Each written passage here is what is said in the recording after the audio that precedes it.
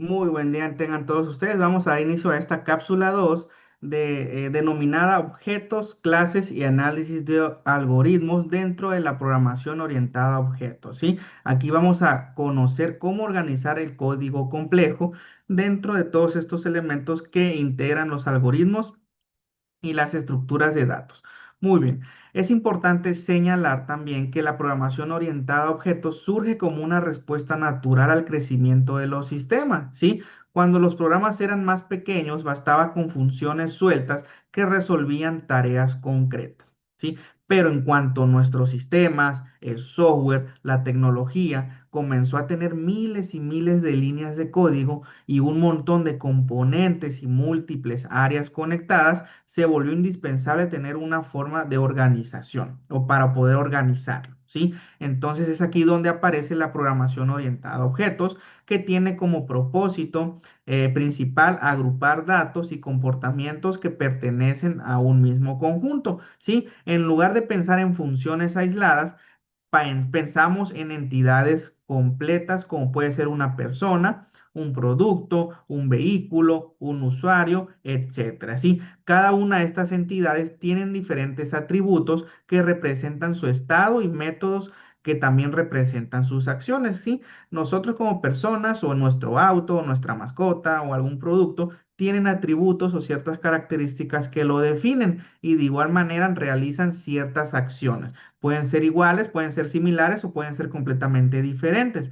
Entonces, lo más valioso de la programación orientada a objetos es la modularidad. Si algo cambia dentro de una clase y el resto del programa no tiene por qué romperse, entonces pues no se hace, ¿sí? Además, la abstracción también nos va a permitir ocultar detalles complicados y mostrar únicamente lo necesario.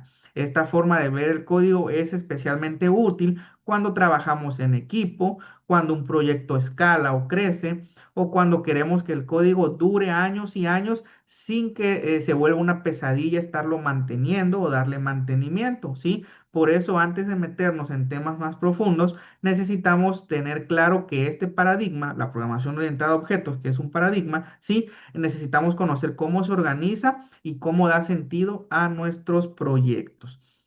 Entonces, bueno, aquí ya vamos a comenzar, esto lo estábamos platicando ahorita, vamos a comenzar acerca de las clases, su definición y su estructura, ¿sí?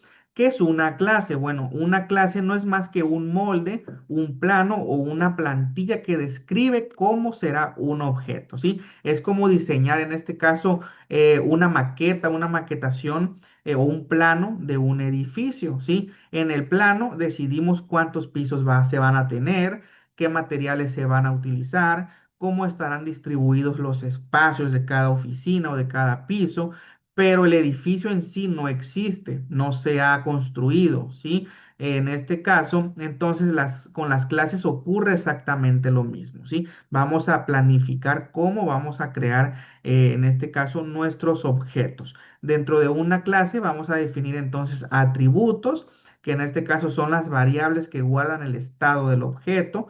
Y vamos también a definir a los métodos, ¿sí? Que son funciones que definen el cómo se comporta ese objeto. Por ejemplo, si diseñamos una clase llamada vehículo, los atributos podrían ser la marca, el modelo, el año, el color, no sé, algún otro elemento que caracterice a los vehículos, y los métodos podrían ser acciones como acelerar, arrancar, detenerse o frenar, ¿sí? Mostrar información en el tablero, etcétera. ¿Sí? Cualquier elemento o cualquier acción que realice ese vehículo. ¿Sí? Esta separación entonces entre datos y acciones es muy poderosa porque nos permite tener objetos que saben qué son y saben qué pueden hacer. ¿Sí? Y gracias a ellos podemos crear programas mejor organizados. En lugar de tener 20 variables diferentes sueltas representando un carro, las vamos a organizar dentro de una misma clase, ¿sí? Porque es nuestro molde, ¿sí? Al ser un molde, nosotros podemos crear miles de carros ahí, ¿sí? Es como otro ejemplo llevado a la vida diaria. Literalmente un molde de un pastel o de una galleta, ¿sí? Ese mismo molde nos va a servir a nosotros para realizar 100 pasteles, por ejemplo, ¿sí? Entonces, con un solo molde realizamos 100 pasteles. No es necesario que tengamos 100 moldes para poder realizar esos 100 pasteles, ¿sí? Lo mismo sucede acá. Vamos a tener nuestra clase, nuestro mismo molde, para poder realizar o tener, no sé, 100 objetos, vehículos. Pero un vehículo va a ser, no sé, puede ser un carro, otro puede ser un barco, otro puede ser en este caso un tren, un avión, un tractor, etcétera. ¿Por qué? Son en este caso objetos completamente diferentes, pero al final de cuentas todos son vehículos, ¿sí? Y entonces, va a ser la diferencia? Que cada uno va a tener sus atributos y sus acciones o métodos diferentes, ¿sí? Pero al final todos se derivan de la misma clase vehículo porque son vehículos que transportan quizás a una persona o que nos ayudan de ir de un punto A a un punto B, ¿sí? Entonces ese es el ejemplo un poco más claro que yo les puedo poner en este momento, ¿sí?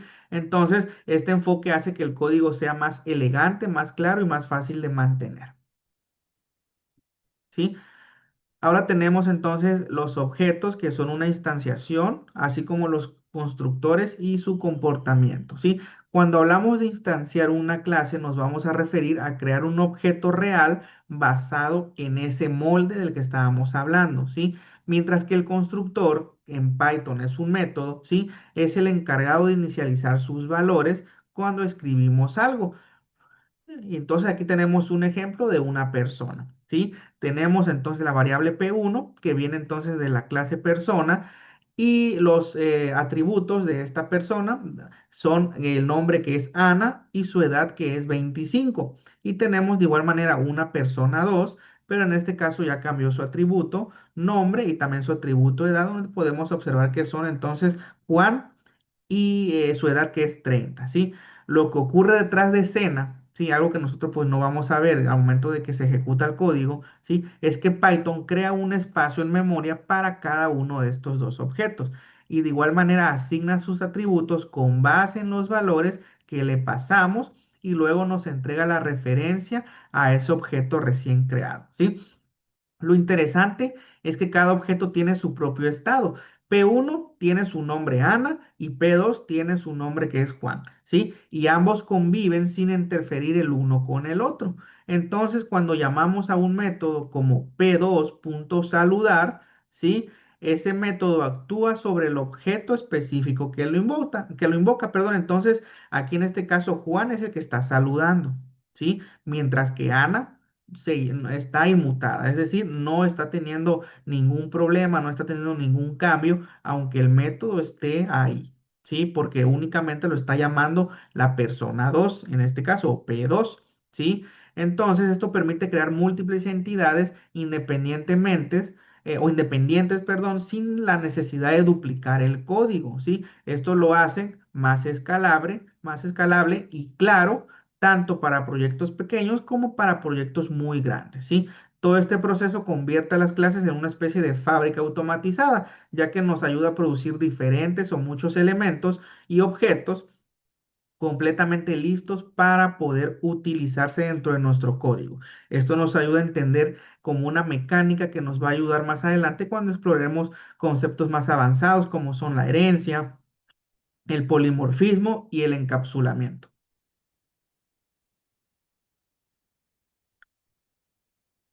Muy bien.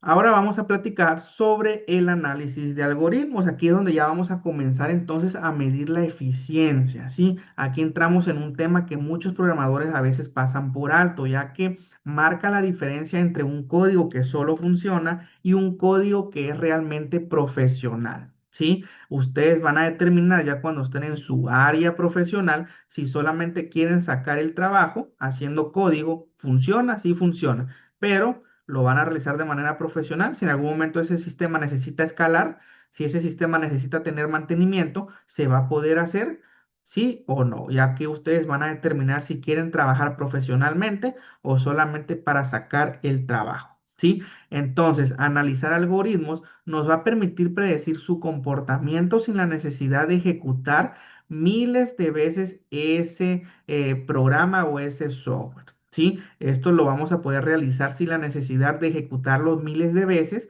y sin la necesidad de ejecutarlo en distintas o muchas computadoras. ¿sí? Nos va a ayudar a responder preguntas como cuánto tardará este procedimiento si los datos aumentan, ¿sí? Es decir, aquí ya estamos hablando de escalabilidad también en la información que va a ingresar, ¿sí? ¿Qué tanto crece su consumo en memoria? ¿Sí? ¿Cómo se comportará en el peor caso posible? Aquí vamos a también a implementar pruebas de estrés. Esto quiere decir que le vamos a estar añadiendo la mayor información, vamos a estar, en este caso, estresando, ¿sí? El sistema hasta su máxima capacidad para determinar cómo va a reaccionar, cómo va a funcionar. Sí, esto es importante porque también así son pruebas en este caso que nos van a ayudar a mejorar ese programa, ¿sí? Entonces, para eso también vamos a hablar acerca de complejidad temporal y espacial. La temporal evalúa cuánto tiempo toma resolver un problema según el tamaño de la entrada, ¿sí? Y la espacial mide cuánta memoria necesita, ya sea temporalmente o permanentemente, ¿sí? Tener esta claridad sobre estas dos métricas, sí, es esencial porque en el mundo real los datos no paran de crecer, ¿sí? Entonces, también dentro del sistema vamos a tener esa escalabilidad tanto del programa como de los datos que van a estar ingresando, como había comentado hace un momento.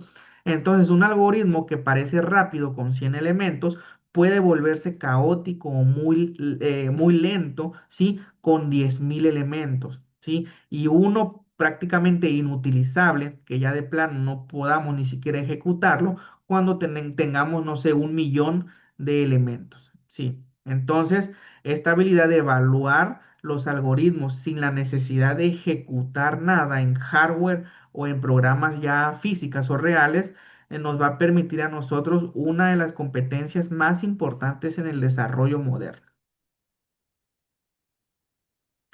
Y aquí es donde ya entra la notación Big O, ¿sí? En este caso, esta va a ser nuestra brújula para poder encontrar la eficiencia, ¿sí? La notación Big O es el lenguaje estándar con el que nosotros vamos a medir y comparar la eficiencia de los algoritmos.